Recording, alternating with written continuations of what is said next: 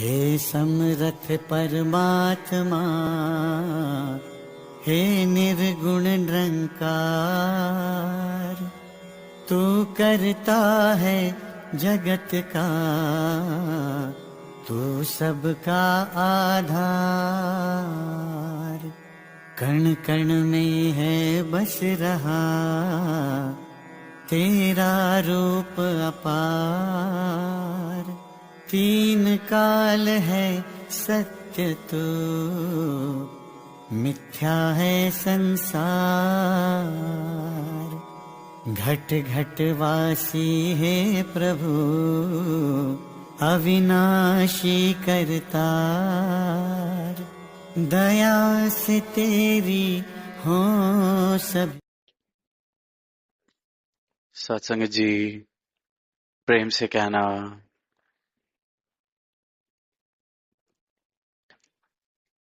सत्संगत, ये जो 77वां समागम और इसका भाग बनने का अवसर हम सबको मिला है।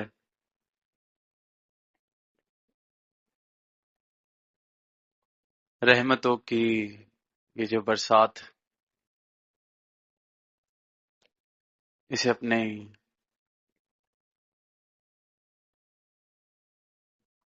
जीवन में इस बरसात में भीगने का अवसर जो हमें मिला है,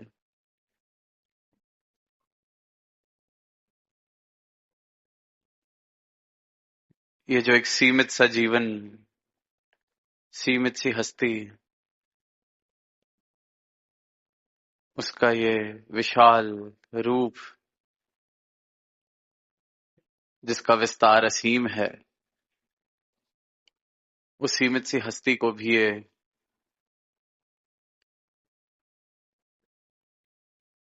इतना भव्य असीम व्यक्तित्व मिला है। तो ये सिर्फ और सिर्फ केवल सदगुरु का परोपकार, सदगुरु की करुणा। और जहां आप सभी संतों ने इतने उत्साह से इस समागम में शामिल होकर अपना प्यार जाहिर किया है, पिछले चंद महीनों से सेवाओं में शामिल होकर अपनी श्रद्धा जाहिर की है, किस प्रकार जहां नजर जा रही है वहां भक्ति रस, आनंद, खुशियां, खेड़े, लहर उठी हुई है इन सब भावों की। तो ये सिर्फ और सिर्फ जब जीवन में सत्य शामिल हो जाए, ये परमात्मा शामिल हो जाए, तभी मुमकिन है।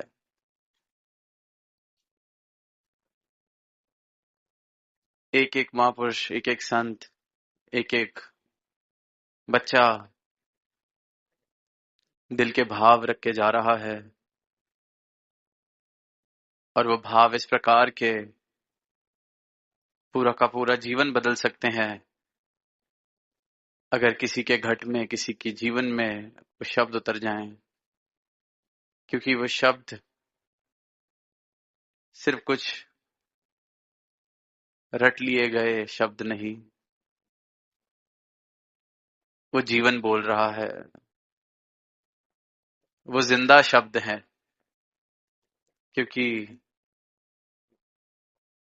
वो शब्द इस आत्मा से, इस परमात्मा का जब मिलन हुआ, तो उसकी खुशी का इजहार, उस मिलन का इजहार करते हुए शब्द हैं। और निरंतर हर एक संत ने विस्तार, इस असीम की ओर विस्तार किस प्रकार किया जा सकता है, या इस विस्तार से मतलब क्या है, अपने अनेक सुंदर भाव सबने रखे, हम सबने श्रवण किए। और शुरुआत सबने यही कि सदगुरु के चरणों के द्वारा जब ये भक्ति जीवन में आती है, ये ब्रह्म ज्ञान जीवन में आता है, इस परमात्मा के दर्शन जब मुझे हो जाते हैं, तो वो पहली सीढ़ी, इस परमात्मा को जब मैं जान लेता हूं, देख लेता हूं, तो ये शुरुआत होती है। तो दास भी यही सोच रहा था कि सही मायनों में देखा जाए कि अगर ये विस्तार करना है असीम की ओर, तो इसका रास्ता स्वार्थ से गुजरता है। इस विस्तार की ओर अगर जाना है तो पहले स्वार्थ, अक्सर सुनते हैं स्वार्थ की परिभाषा कि बहुत स्वार्थी है,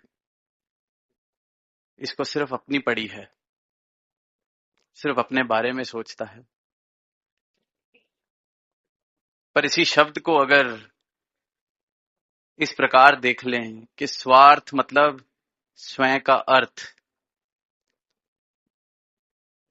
मेरा अर्थ, मैं हूं कौन, मेरा मूल अर्थ क्या है, ये सवाल जिसके जीवन में आया, स्वार्थ सही मायनों में जिसके जीवन में आया, अपने बारे में अगर कुछ सोचना ही है, अपने बारे में कुछ करना ही है, अपने ऊपर कोई परोपकार करना ही है, सही मायनों में स्वार्थी अगर होना है, तो जिस कारण ये तन मिला है, जिस कारण ये अवसर मिला है, इतना स्वार्थी मैं हो जाऊं कि इस कार्य को पूरा कर लूं जो सिर्फ और सिर्फ इस योनि में पूरा हो सकता है। इतना स्वार्थी मैं हो जाऊं कि इसका जवाब ढूंढ लूं कि मैं हूं कौन। खुद को जानूंगा तभी तो खुद के बारे में सोच सकूंगा, खुद को जानूंगा तभी तो खुद के ऊपर कोई परोपकार कर सकूंगा, कुछ हासिल कर सकूंगा। और इनकी कृपा से जिस जिसको भी स्वयं का अर्थ मिला है, जिसका ये स्वार्थ पूरा हुआ है, फिर उसका स्वार्थी होना सारी मानवता के लिए परोपकारी हो जाता है कि वो अपने अर्थ को, अपने मूल को इस प्रकार जानता है कि मोही तो ही मोही अंतर कैसा। खुद का अर्थ जानने के बाद मेरा स्वार्थी हो जाना या किसी ब्रह्म ज्ञानी का स्वार्थी हो जाना मतलब है कि सबका भला करो भगवान, ये मेरा स्वार्थ बन जाता है। तो ऐसा स्वार्थ मुबारक है जो स्वयं के अर्थ से शुरू होता है। इस सवाल से ही अध्यात्म, मुक्ति, मोक्ष की यात्रा शुरुआत। मैं कौन हूं, मेरा अर्थ क्या है, मेरा मूल क्या है। गौतम बुद्ध का जीवन देखते हैं, जब पैदा हुए अपने राज्य के राजा के इकलौते बेटे, तो उनको सिर्फ और सिर्फ सजावटें, सुनहरी चीजें दिखाई जाती थीं। पर किसी वक्त जब बाहर निकलना हुआ और देखा कि ये शरीर किस प्रकार ढल जाएगा, किस प्रकार जीवन में दुख आएगा, तो मानो कि जीवन से भरोसा ही उठ गया कि अगर इसे जीवन कहते हैं तो ये तो जीवन ही व्यर्थ है। इसे अगर जीवन कहा जाता है कि आज ये जोबन चढ़ा हुआ है और कल इसने दरिद्र हालत में पहुंच जाना है, तो ये जीवन ही व्यर्थ है। और बस वहीं से शुरुआत हुई स्वार्थ की, स्वयं के अर्थ की। घोर तपस्या करते करते उस सवाल का जवाब मिला, तो वही सिद्धार्थ गौतम, गौतम बुद्ध हुए। और सिर्फ एक सार उस बात का कि जीवन सिर्फ ये नहीं हो सकता निद्रा भोजन भोग भय, और उसके बाद सिर्फ और सिर्फ ये दुख, हासिल कुछ होना नहीं, बस एक दौड़ के बाद दरिद्र सी हालत में पहुंचकर इस यात्रा को पूरा करना। अगर यही जीवन है तो ऐसा जीवन नहीं जीना। इसके पार भी कुछ अगर है तो उसको जानना है। और हर एक संत ने, हर एक पीर ने, हर एक पैगंबर ने यही एक आवाज मानव को दी है कि अपना अर्थ, अपना मूल पहचान लो।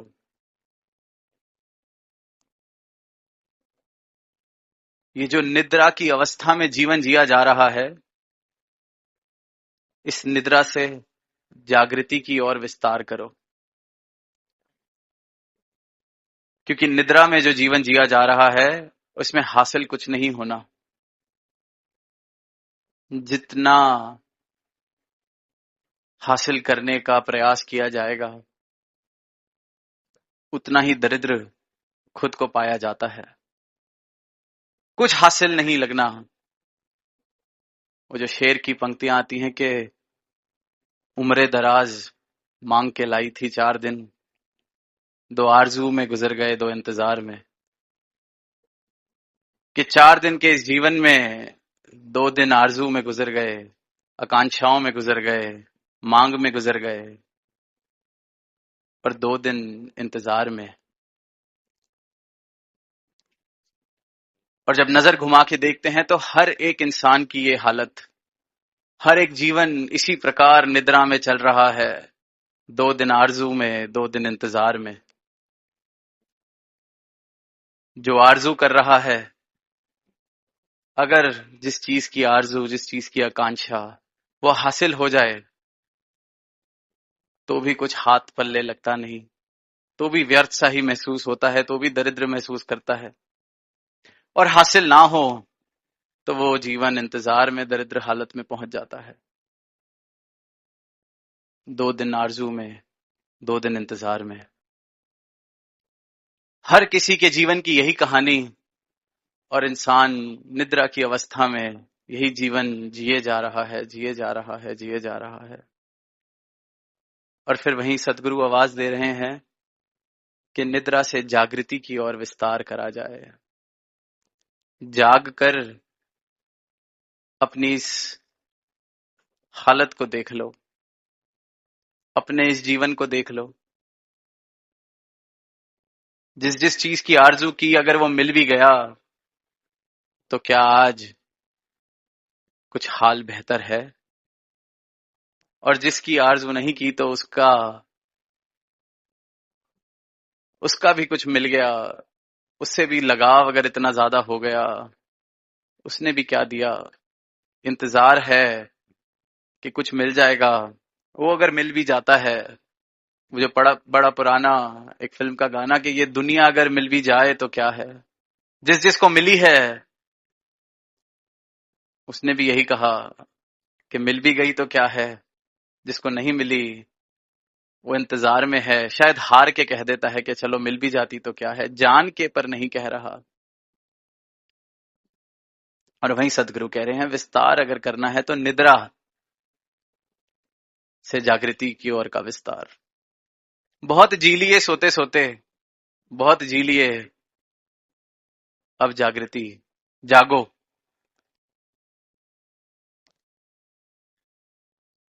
निद्रा की अवस्था इस प्रकार है कि मैं रोज वही गलतियां दोहराता हूं।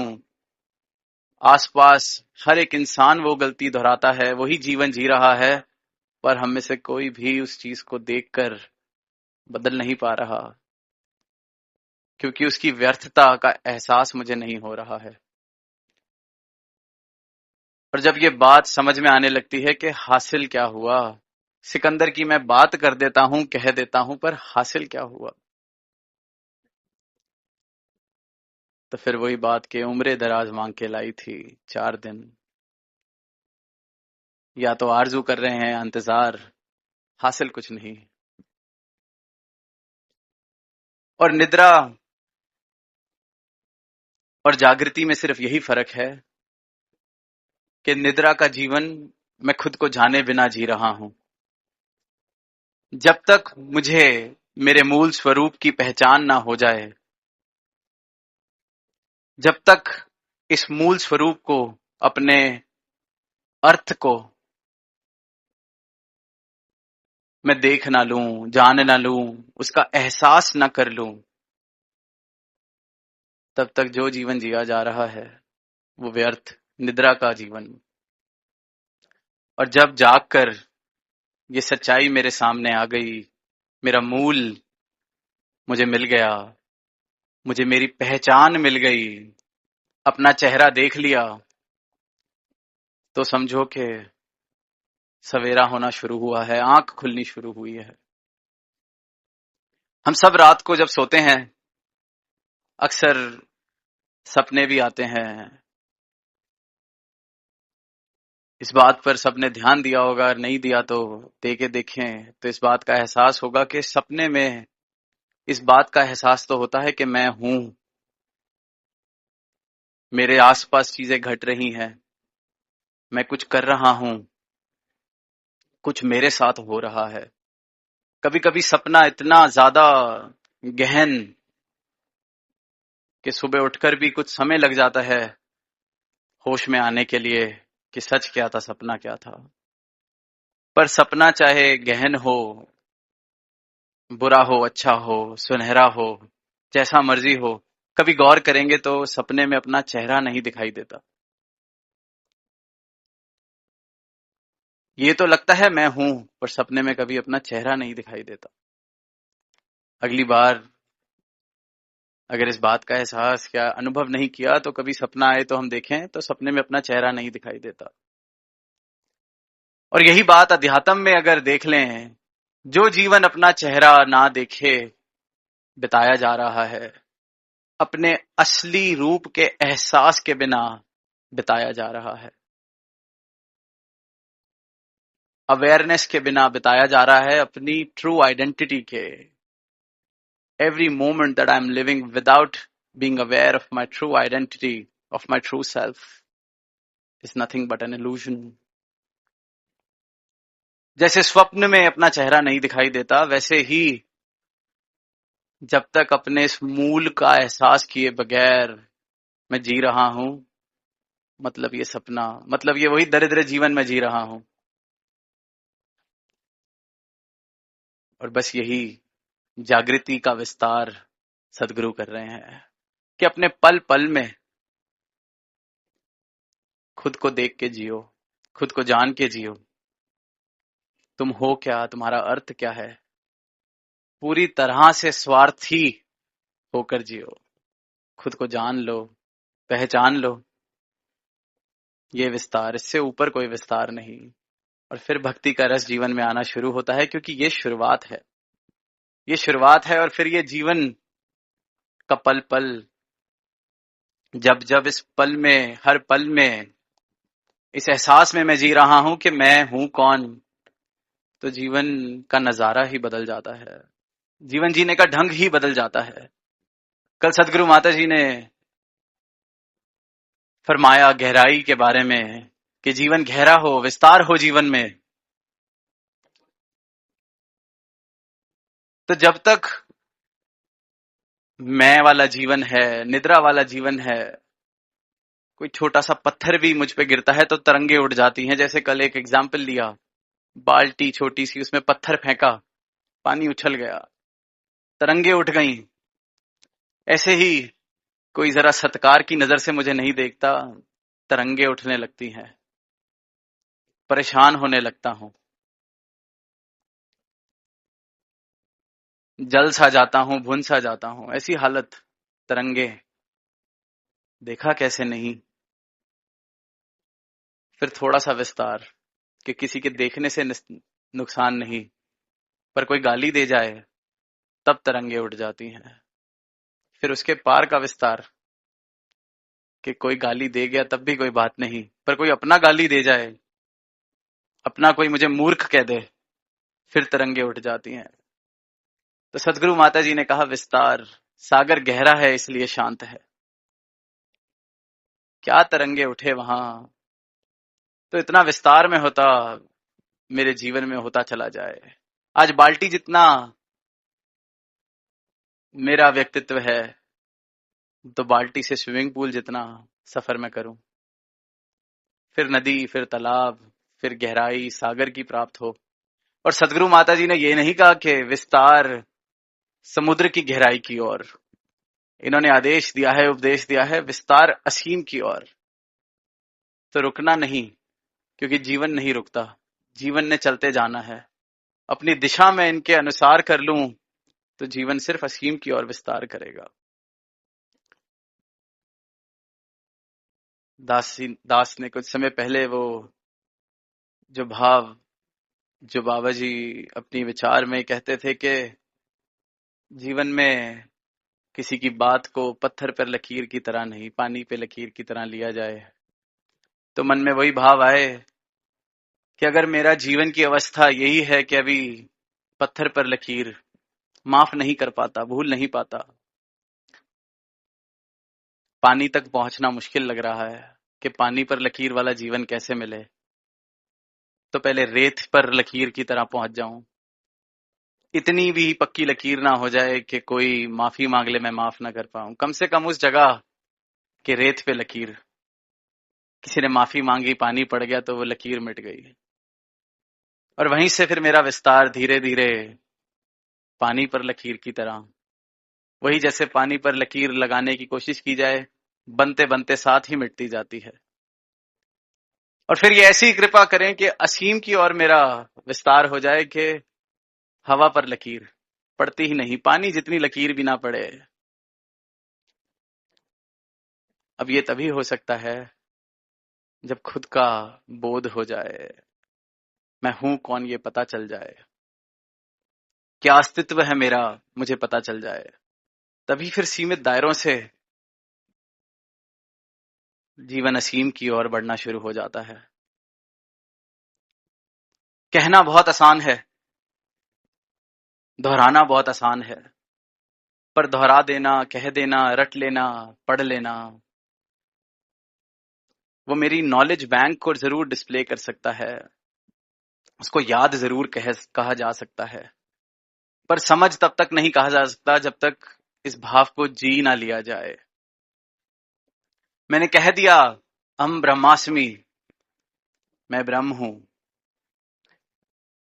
बहुत ज्ञानियों ने यह बात कही, बहुत ज्ञानियों ने, पर जी कितनों ने।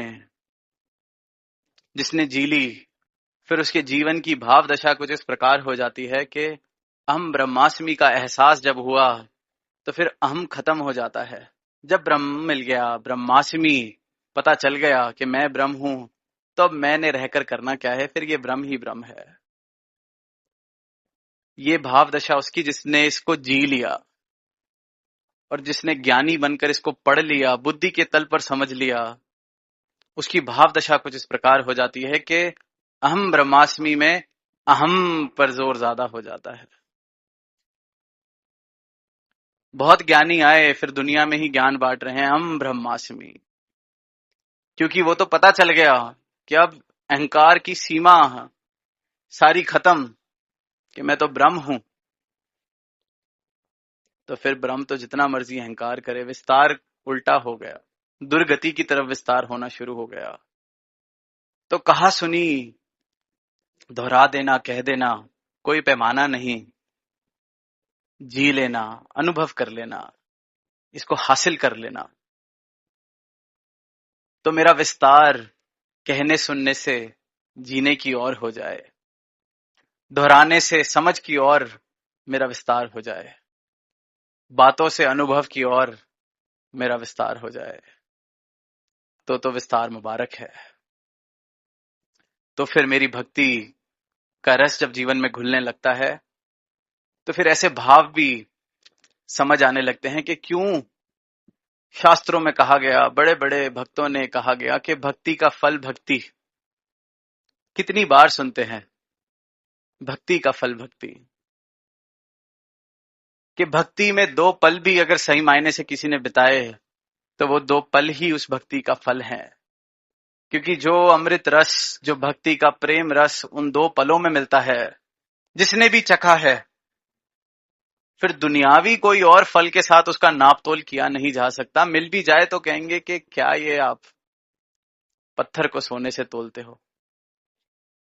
दुनिया के सारे सुख साधन एक तरफ, और वो प्रेमा भक्ति के 2 पल भी किसी ने अगर सही मायनों में एहसास किया है भक्ति के रस का, ये आप सब जो यहाँ जिस आनंद का हम एहसास कर रहे हैं इनकी कृपा से, ये आनंद का एहसास ही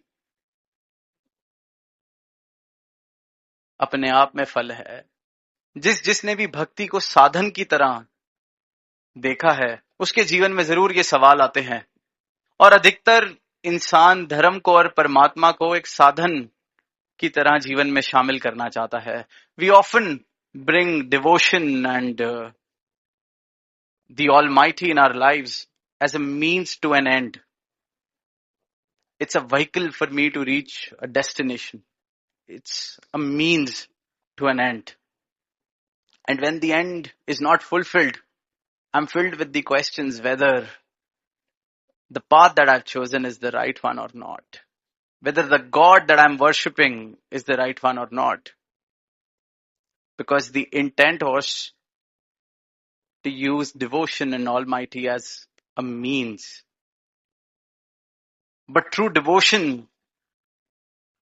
is the mean and is the end. भक्ति खुद ही साधन भी है और भक्ति खुद ही साध्य भी है। रास्ता भी यही, मंजिल भी यही, भक्ति का फल भक्ति। तो मेरी भक्ति का ये विस्तार हो जाए। अगर अभी भी जीवन में परमात्मा इसलिए है कि कहीं कुछ हासिल करना है, सहारा है, सिर्फ एक सहारा है, कहीं पहुंचने के लिए एक वाहन में बैठे हैं, जाना तो कहीं और है। चाहिए तो कोठी गाड़ी बंगला, मेहनत नहीं करते, नौकरी नहीं करते, परमात्मा को साथ लेते हैं। तो फिर परमात्मा मेरे लिए एक साधन है, परमात्मा से मेरा कोई लेना देना नहीं। क्योंकि जब कोई चीज साधन होती है तो जब वो अपनी मंजिल पर पहुंचा देती है, अक्सर हम फिर उस साधन को छोड़ देते हैं, क्योंकि रास्ता उतना ही था। और वो अगर साधन मुझे मंजिल तक ना पहुंचाए तो फिर साधन कोई और इंसान बदल लेता है कि परमात्मा ये वाला नहीं पहुंचा रहा तो कोई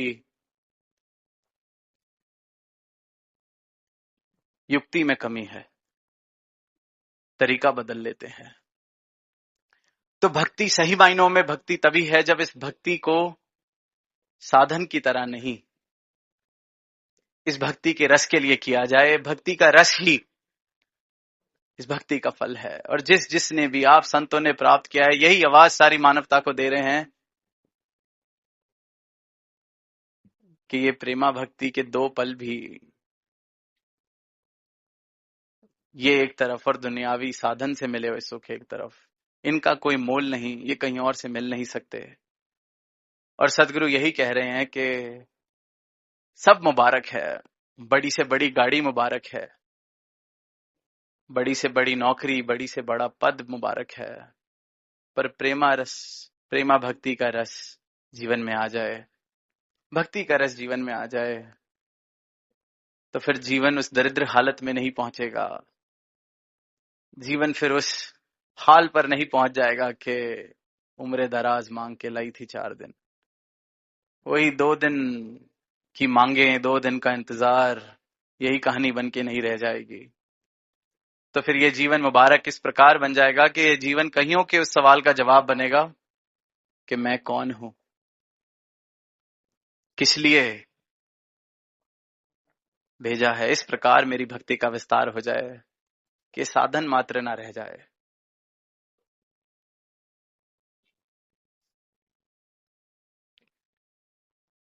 साधन मात्र ना रह जाए, याद मात्र ना रह जाए, जीवन अनुभव बन जाए। एक छोटी सी कहानी, बड़ी पुरानी, शास्त्रों में भी जिक्र, पुरातन जिक्र इसका होता रहा कि एक इंसान, बहुत धन संपत्ति जिसके पास,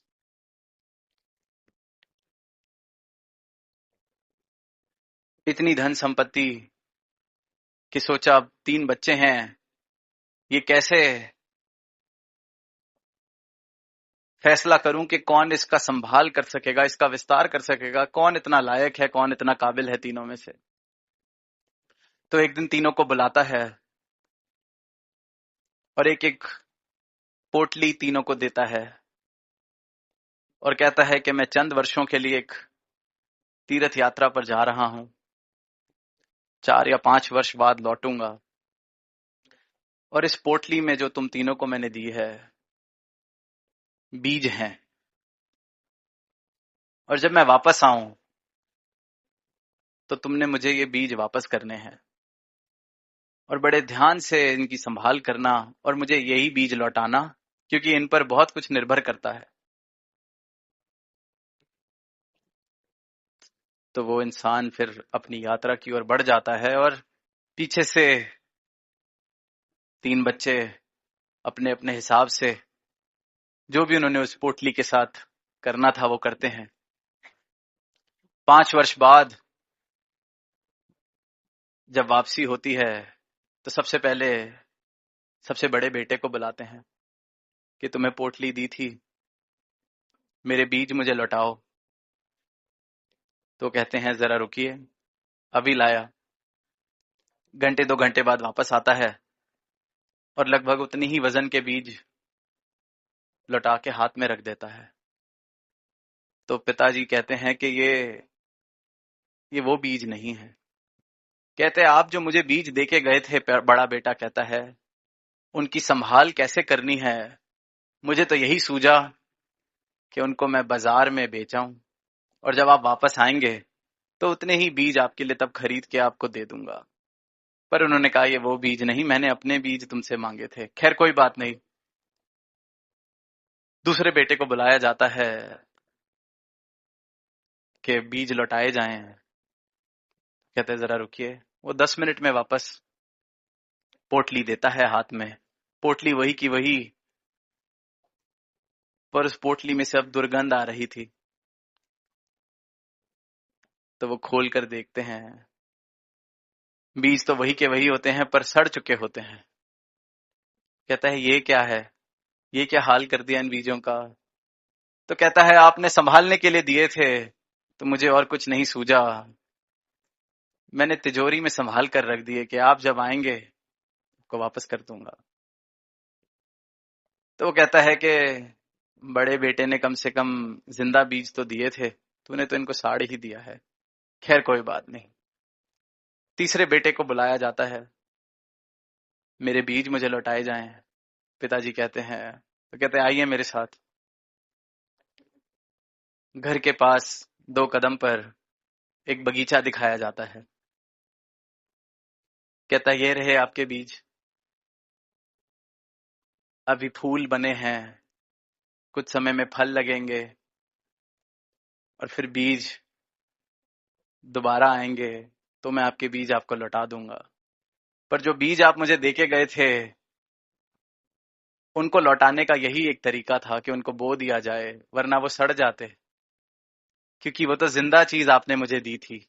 अब 5 वर्ष बाद आप मुझे मिले हैं, मैं ही वो इंसान नहीं, मैं भी बड़ा हो गया हूं, तो वो जिंदा चीज आपने मुझे दी तो बाजार में बेचना ठीक नहीं लगा, क्योंकि वो फिर वो बीज ठीक नहीं रहते, वो बीज बदल जाते, जैसे कि बड़े भाई ने किया। तिजोरी में रख देता तो सड़ जाते। और मैं आपसे बस यही माफी मांगता हूं कि वो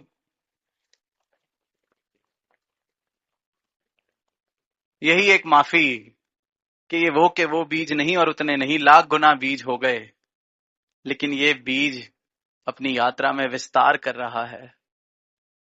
वो मैंने बोया, वो पौधा बना, फूल खिले, अब फल बनेगा और लाखों की तादाद में मैं आपको वो बीज वापस करूंगा। तो ये जो विस्तार है ये पल पल हो रहा है। जिंदा है, ये जीवन है तो ये चलता हुआ है। चलना किस ओर है, विस्तार किस तरफ करना है। खुद को रोक लेंगे तो सड़ जाएंगे, पानी गंदा, रुका हुआ पानी गंदा हो जाता है। संसार में बेचाएंगे तो जिस मूल के लिए मिला था, परमात्मा ने जैसा का जैसा भेजा था वैसा परमात्मा को लौटेंगे कैसे? एक ही तरीका है, विस्तार असीम की ओर इनके चरणों में खुद को समर्पित कर दिया जाए। फिर वो पौधा बनाए, पेड़ बनाए, वापस फल, फिर वापस बीज। विस्तार ही विस्तार है। इस कुदरत में, इस कादर ने जो कुदरत बनाई है उसके भी हर कोने में विस्तार देखने को मिलता है। मानव ने किस ओर विस्तार करना है, किस तरफ बढ़ना है, इसी सवाल का जवाब सदगुरु अपने ब्रह्म ज्ञान से दे रहे हैं, अपने उपदेशों से दे रहे हैं कि ये चुनाव है।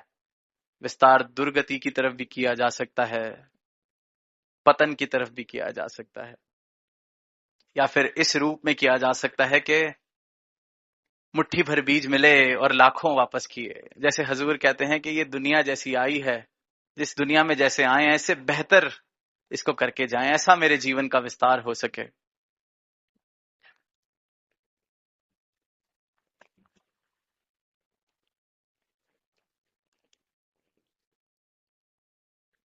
तो भाव यही आते हैं कि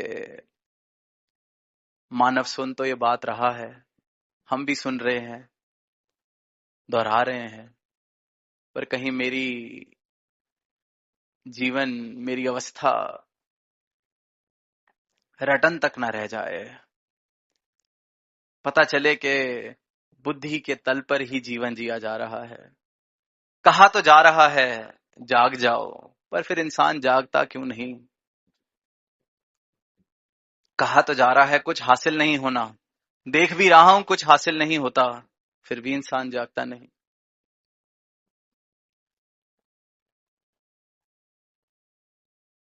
कहा जाता है कि इंसान वैसे तो खुद को बड़ा तार्किक मानता है, पर कुछ कुछ चीजें वो बिल्कुल तर्क से उल्टी करता है। It is said that though man is a very rational being,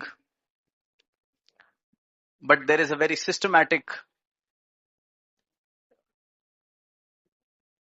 system to his irrationality. And one such system, one such fallacy is the sunk cost fallacy. जब पढ़ाई कर रहे थे बिजनेस के लेक्चर में कॉन्सेप्ट बताया, संक कॉस्ट फॉलिसी। फॉलिसी माने तर्क दोष। So the concept of sunk cost fallacy is that man becomes irrational and continues in his unsuccessful endeavors, even though quitting or changing his ways seem more beneficial, just because he has invested a lot of time, effort and money into it. कोई ऐसी चीज करते चले जाना जिससे मैं देख रहा हूं कि मुझे नुकसान हो रहा है, सिर्फ इसलिए क्योंकि बड़े वर्ष हो गए हैं, बहुत समय लग गया है, यही करते आ रहे हैं, अब कैसे छोड़ दें। तो जब पढ़ा तो उन्होंने यही बताया कि अक्सर कोई गलत डिसीजन जब कोई अपने व्यापार में ले लेता है तो उस गलती से वापस नहीं मुड़ता, क्योंकि कहता है अब इतना पैसा लग गया है, अब कैसे मुड़े। जबकि और पैसा वो डालता है तो वो पैसा डूबता ही रहता है। sunk cost fallacy. Just because I've invested so much, how can I not continue? Because I've invested so much time, resources, and now if I continue, I'm incurring even further losses. तो ये तो इसकी business application, वहीं इंसानों पर भी वो पूरी की पूरी बात बैठती है। और बड़े सरल से एग्जाम्पल में कहा कि कभी बाहर से खाना मंगाया, अब पेट तो भर गया है, पर इंसान कहता है कि पैसे खर्च के खाना मंगाया है, खा ही लेते हैं, पैसे वेस्ट हो जाएंगे। पेट खराब करना मंजूर है, अगले दिन खाना नहीं मंजूर या बांटना मंजूर नहीं, पैसे वेस्ट हो जाएंगे।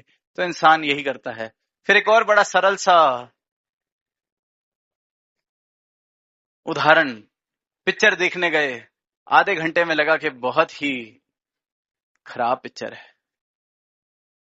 2 घंटे बर्बाद हो जाएंगे, पर कहता है चलो 100 रुपए की टिकट खरीदी है, 100 रुपए खराब हो जाएंगे, तो इसलिए 2 घंटे खराब करने मंजूर हैं। तो कहते हैं इंसान चाहे जितना भी तार्किक है, पर उसके तर्क में कहीं अद्भुत से दोष हैं, जिसमें से एक दोष संक कॉस्ट फॉलिसी। इंसान रिश्तों में भी हम कई बार देखते हैं कि अब इतने वर्ष तो हो गए, अब कुछ और कैसे किया जाए, थोड़ा दुख और सह लेंगे। संक कॉस्ट पॉलिसी 10 साल से ऐसे ही चलता आ रहा है, अब 10 साल लगा दिए हैं, कोई बात नहीं।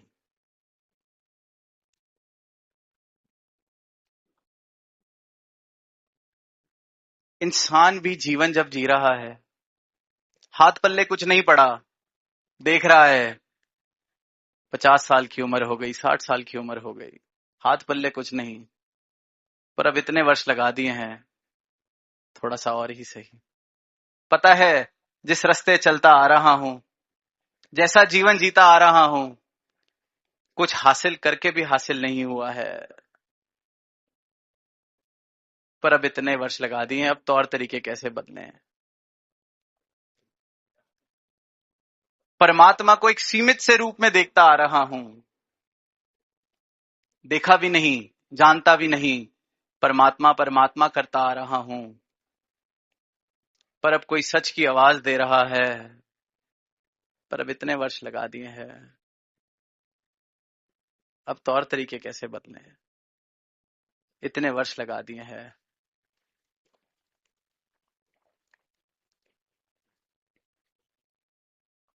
तो साथ संगत, इसी अवस्था से, इस तर्क दोष से उठाकर सदगुरु जागृति की अवस्था बख्शते हैं।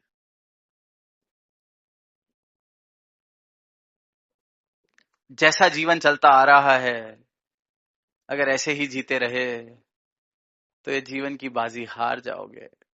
हारते आ रहे हो जीवन की बाजी, 50 साल से, 40 साल से, 20 साल से, जितनी भी उम्र है, ये बाजी हारते जा रहे हो। ऐसे ही चलता रहा, एक वर्ष और, एक पल और ऐसे जिए तो वो पल भी हार जाओगे। ये जगा रहे हैं, पर हम कहते हैं अब 60 साल लगा दिए, कोई बात नहीं, शायद कुछ मिल जाएगा। बस ये जीवन की बाजी हारने से हर एक मानव को बचाने आए हैं। हम कहीं किसी तर्क दोष में न फंस जाएं, अपना विस्तार इस रूप में कर सकें कि वाकई ही जो भक्ति और भक्ति का रस मिला है, मेरा विस्तार इस रूप से हो सके, मेरे जीवन का विस्तार इस रूप से हो सके कि अरे मेरी भक्ति साधन बन के ना रह जाए, मेरी भक्ति संपूर्ण रूप में प्रेम, अनुराग, प्रेम का रस, भक्ति का फल, सिर्फ और सिर्फ भक्ति, ऐसा विस्तार मेरी भक्ति का हो पाए। इन्हीं भावों से दास इजाजत लेना चाहेगा, और यही अरदास सदगुरु माता जी के चरणों में के दूर दूर से सारे संत पहुंचे हैं यहाँ, और जितने पहुंचे हैं उससे भी कहीं गुना आपके संत अपने अपने घरों से निरंकार रूप में आप जी के साथ अपनी तार जोड़े बैठे हैं। तो आज अपने लिए और सारी ही साथ संगत के लिए यही अरदास जो शहनशाह जी ने अवतार वाणी में लिखी कि जब तक सावित साने मेरे, तोड़ निभे ये प्रीत तेरी, प्रेम से कहना।